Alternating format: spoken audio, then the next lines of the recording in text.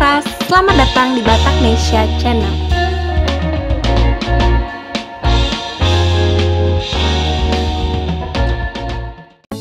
Jika bertemu dengan orang Batak, kata pertama yang diucapkan biasanya adalah horas.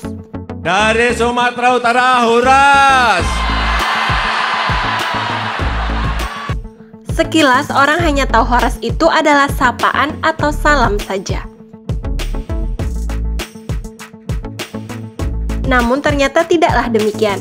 Sebenarnya, horas itu adalah suatu terminologi yang di dalamnya termuat falsafah hidup orang Batak. Dan falsafah ini harus dibawa orang Batak kemanapun ia pergi.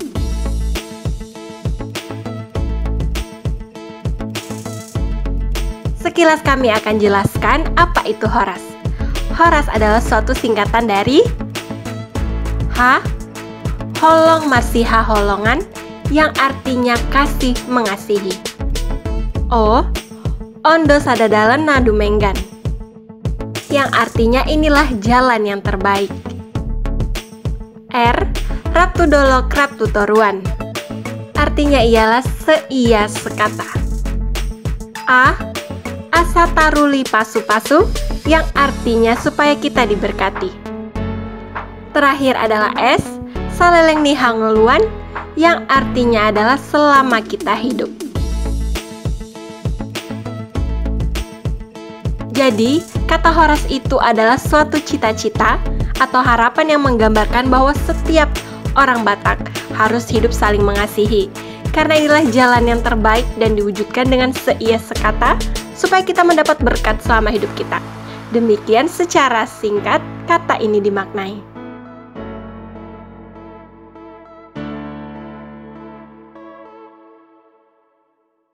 Horas juga diucapkan pada saat berjumpa maupun akan berpisah. Horas juga digunakan sebagai salam pembuka dan penutup dalam setiap acara Batak. Jika seseorang mengucapkan salam horas kepada Anda, sahutlah dengan mengucapkan horas juga. Ini akan membantu menciptakan suasana yang bersahabat dan bersemangat. Dari Sumatera Utara, horas!